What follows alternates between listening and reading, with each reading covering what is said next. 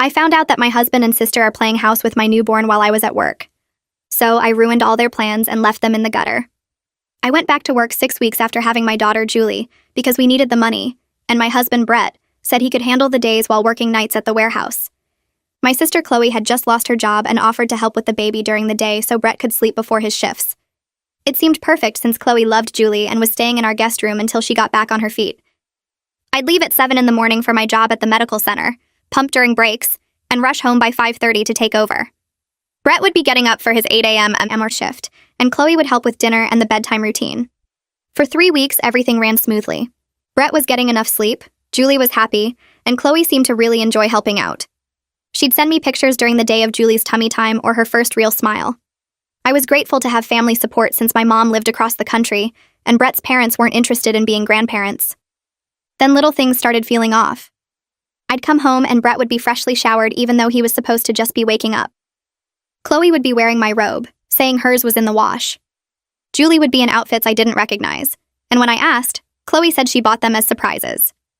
Brett started criticizing how I did things with Julie, saying I was holding her wrong or feeding her too much, which was weird since he'd never cared about baby stuff before.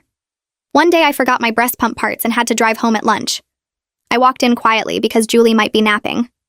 That's when I heard them in the living room.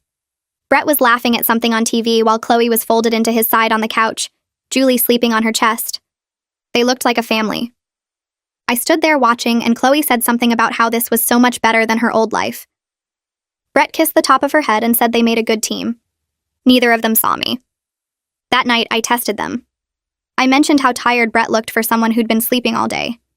He said taking care of a baby was exhausting. Chloe jumped in saying Brett had been so hands-on with Julie, doing all the feedings and changes.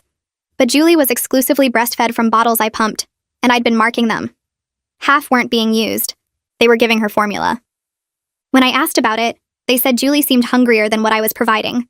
They'd made that decision together without asking me. The next morning, I called in sick but left the house like normal. I parked down the street and waited an hour before walking back.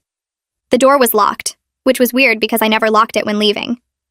I used my key and found Brett making breakfast in boxers while Chloe sat at the table in my silk nightgown, the one Brett bought me for our anniversary. Julie was in her bouncer between them.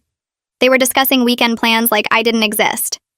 When they saw me, Brett grabbed a shirt and Chloe pulled the nightgown closed. I asked why Chloe was wearing my clothes. She said she'd spilled coffee on her pajamas. They looked at each other, having some silent conversation. That's when Julie started crying and they both rushed to her. Brett picked her up and started bouncing her the way I do. Chloe grabbed the bottle I'd prepared and handed